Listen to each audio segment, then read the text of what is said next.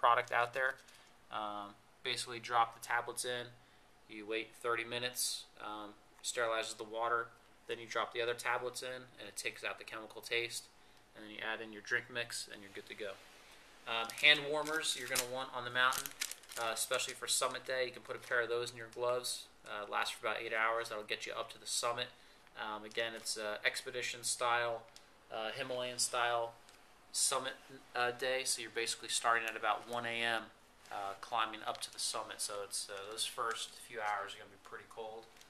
You're going to want some hand warmers to keep your gloves nice and toasty for you. You can also put them in your pockets and then put your hands in your pockets to warm them up during breaks and things like that. A few other items here. You're going to want a headlamp, again, for that summit night. Nice headlamp. You're going to want some extra batteries for that headlamp. You're going to want a little flashlight for your tent at night. So you want to make sure that you have a little flashlight and also have good batteries for your tent. When you get into some more advanced stuff, here's a bit of the gear that you're going to need for climbs such as the Denali, Mount Denali in Alaska. You're going to need a mechanical vertical ascender. Also, if you do the Denali prep course, you're going to need one of these. And you're going to need your Prusik loops, which essentially will help you in a variety of situations, such as building snow anchors or building a mechanical pulley system to get mechanical advantage if you have to lift someone out of a crevasse. So they're really pretty much used for crevasse rescue. So standard Prusik loops, large and small, with some beaners, lockable beaners. So this is gear that really won't need on this trip. I'm going to bring it anyway just to have it. But for more advanced trips like the Denali prep course, you're going to need some locking beaners and a vertical ascender. And then finally, what we have is your trekking poles, which is important. Help keep some stability as you're climbing up on the mountain. You're going to want a pair of those. Make sure that you have the snow discs for them, or else they're just going to go right into the snow. They're retractable, so they actually pull out to whatever length that you need and compact when you don't need them. Also good for using as anchors for tents on the mountain. So you actually pound these into the snow to hold down your tent. But you're going to want a pair of trekking poles, collapsible. And then just your drinkware items. Right here, you're going to want at least 1 or 2 liter bottles. They're called wide mouth. You're going to want those. Make sure you stay hydrated on your climb. You're going to want a utensil of some kind. I find the spork, spoon, fork option is pretty good on the mountain. You're going to want a thermos. Most guide companies will actually say that a thermos is a luxury item up on the mountain, which it really is. It adds some extra weight, but most of the guides actually carry them themselves. And I found during the Denali seminar up on the mountain, this thing was awesome because you can fill it up at night with hot water, make tea, hot chocolate, coffee, whatever you want, soup, and this will stay warm all night long. And you can actually, if you get cold tonight, you can take some out, warm yourself up. And first thing in the morning when you wake up, while everyone else is waiting for the water to boil, you already have a hot drink ready to go.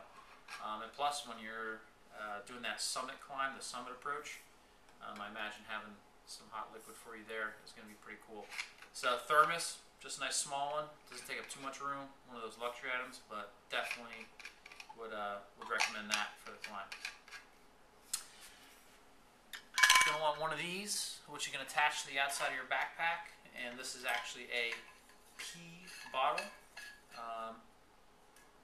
piss bottle, because on those cold nights when you're in your sleeping bag in your tent, the absolute last thing you want to do is go outside of the tent to take a piss. You're going to want one of these. If you don't have one of these, you're going to be pretty pissed off that you didn't bring it. So, pee bottle. And finally, it comes down to one of the longest age-old debates on the mountain, which is what is the best type of bowl to bring with you? A lot of different options. This one is what they call a collapsible bowl. Actually looks pretty cool because it doesn't take up much room. Collapses right down, so it looks like that might be a pretty good option. I tried it out last time, and the issue is that these ridges are very difficult to clean. Again, you don't really have much options in terms of cleaning up on the mountain, so your bowl gets pretty dirty. Probably the best option that you have is licking it, or you put a little bit of water, and again, water is a luxury item up there on the mountain. It's precious, so you can't waste too much cleaning. So you can take a little bit of water and try to clean it as best you can.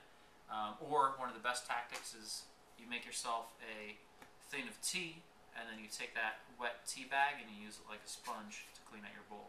This thing, very difficult to clean. So although it saves space, would not actually recommend that. So we're going to use that.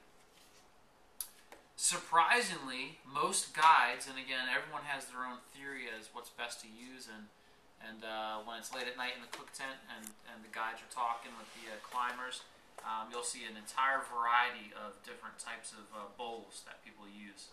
Almost everyone will have a different bowl. But one of the more consistent ones that I see the guides have is simple tubware. Very easy to clean. There's no real ridges in there. Also, you can put water in it to help you clean it. And the fact that it has a lid, you can store your spoon utensil inside it. And also, on day one, you can actually put some food in there, something special like a muffin or some type of treat, brownies. You can put that in there and carry that up with you on the first day. Get an extra treat up there. Also, having the lid on there helps keep your bowl clean, so you don't have dirt and grime getting into your bowl when it's not in use. It takes up more room than the collapsible, but ends up being worth it on the mountain. And that's all the gear that we have here. There's a few bits of gear that's not here that I'm going to rent. And that's going to be the Gore-Tex layers that I talked about. That's going to be the double plastic climbing boots that I'm going to rent there.